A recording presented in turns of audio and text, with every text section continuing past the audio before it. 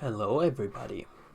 This week we're going to be talking about climate change as one of the biggest trends that will most likely affect the 21st century. Now, for this we're going to be starting off with a small introduction. What is climate change? Secondly, we're going to ask ourselves who's really to blame. Thirdly, what are the consequences that the climate change will have? And lastly, I'm going to be sort of highlighting the main points of this. Alright, simple introduction. What is climate change? Climate change is simply the changing of the climate. And climate is the result of 1, sunlight, and 2, greenhouse gases.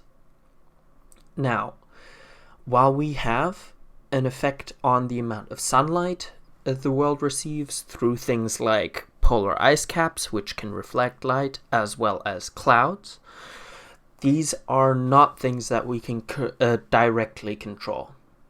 So today we're going to be focusing on greenhouse gases. Alright, what are greenhouse gases? It's basically just a gas that traps heat in an atmosphere. There's 2 types of these. There's forcing gases, which are gases that simply stay in the atmosphere as soon as we've put them out there. And there's feedback gases, like water vapor, which is a result of the heat of the Earth. If we make the Earth hotter, there's going to be more water vapor in the air, thus more clouds, thus more reflecting sunlight, but also trapping more heat in. Now, there's 2 forcing gases that we're going to mildly discuss. There's A, carbon dioxide, and B, methane. Now, who's excreting these gases? Let's blame someone. There must surely be someone who's putting those gases out there. Firstly, the number of tons of carbon dioxide that was released in 2019 was 43 billion. And you see how I had to sort of hide those last 2 numbers behind this sick dude? Yeah, that's how large this number is. And what's really interesting to me here is the use of the emissions of greenhouse gases per sector. Now you can see this chart is taken up by 73% by energy production, with a third of that being used in industry, 16% being in transport, with close to 12% being in road transport. Interestingly, 60% of this road transport is our passenger vehicles. So that's about 7%. Next, we get into the energy use in buildings, and that's just simply if you turn your electric heater on at home or you use gas for your heater, that all causes emissions. And in residential buildings, you see that's 11% of the total CO2 excreted. Next, we come into some interesting places because these are wasted. These are fugitive emissions, which basically mean that those were emissions that escaped, and unallocated fuel combustion basically means escaped energy, which means we're wasting 13% of the energy, or we're wasting 13% of the greenhouse gases that we're emitting, at least. Next, industry and waste are all relatively small chunks, and now we get to agriculture, forestry, and land use. Now, this is often used for hot debate as it's the bed of the vegan versus meat eater argument. And as you can see, livestock and manure does represent 6% of this, but that's not the whole story, as we'll get into in this slide. Now, what this slide tells us is per kilogram of consumed food, what are the kilogram values of CO2 emissions associated with that? And you can see that these early high numbers are very animal dominated. Lamb, beef, cheese, pork, farmed salmon, turkey, chicken, canned tuna. So the top 7-8 places are taken by animals. Now, and then we get to the most polluting vegetable, which are the potatoes. Now, this doesn't tell the whole story though, because this is per kilogram of consumed food, and of course different foods have different calorie values, so we just have a light comparison here, and you can see that potatoes are about, while having half the calories, they are still comparatively to beef, a tenth basically, or a ninth of the CO2 produced, which just means that vegetables in general are much better for the environment to eat, but according to the last slide, it's only 18% that's used on agriculture, and a lot of that will be feed for animals and manure and methane excretion. Now, here's another way to divvy this blame, which is to look at what country per capita is producing the most CO2. And here you can see you have some Middle Eastern nations, with UAE coming in at 22.4 tons. US still being extremely high with 16.1 tons.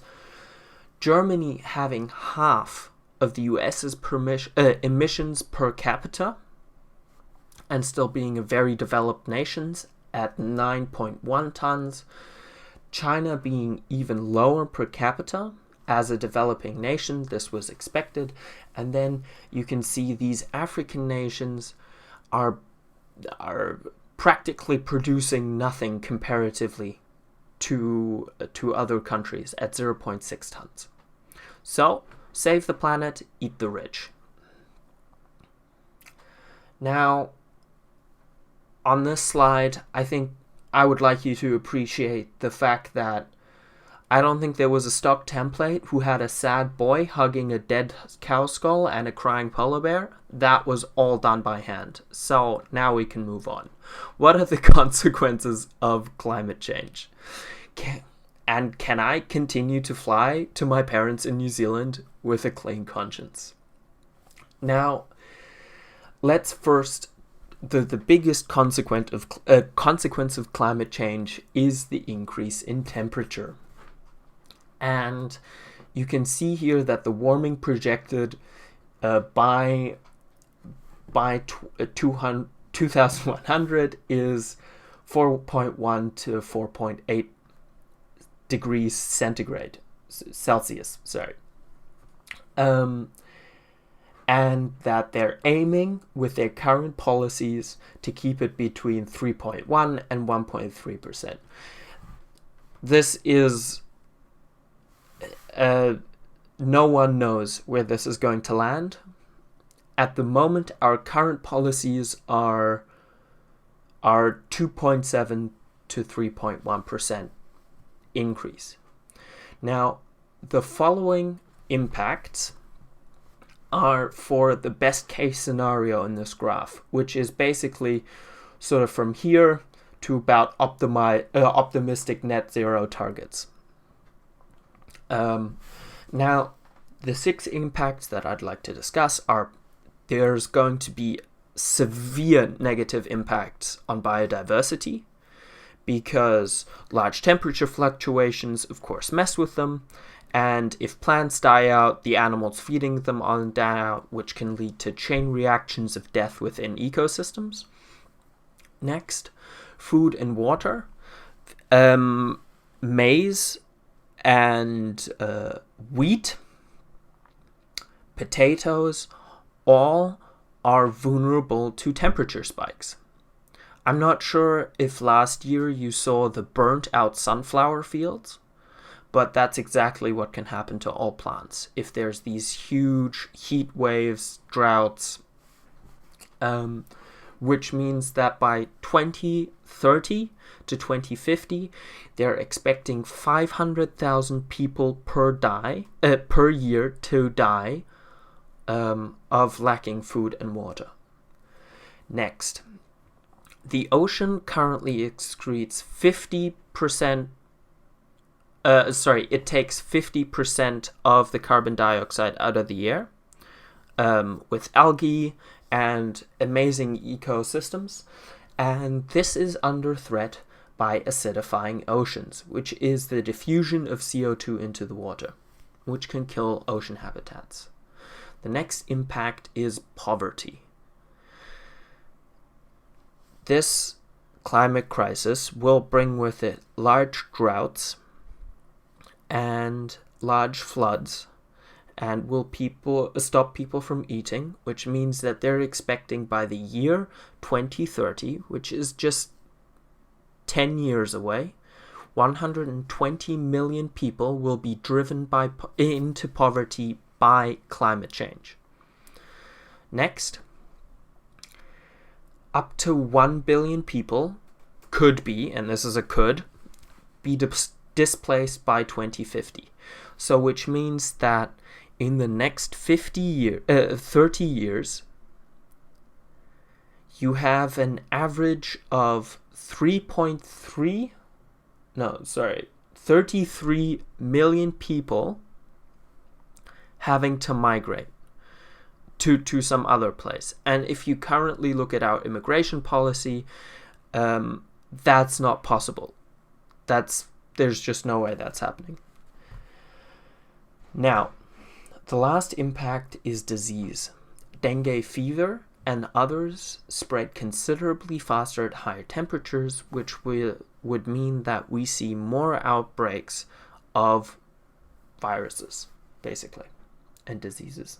I'm not sure what the exact difference between those two is. But there is a large unknown component to this. We don't know how the Earth will react.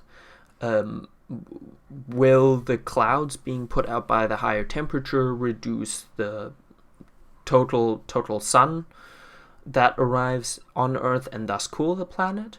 And we don't know the human reaction. What we just looked at was an optimistic prediction of the consequences.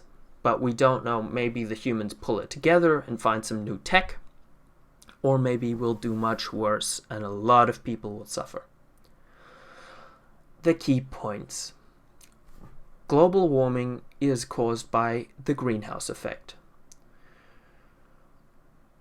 A majority of CO2 is released in the production of energy for whatever sector. Lastly, the consequences are largely unknown of global warming. And that was my presentation. Thank you very much for joining me. This was, I think, climate change will be one of the major trends that the 21st century will be known for. And I'll be looking into other trends in the coming weeks. Thank you for joining.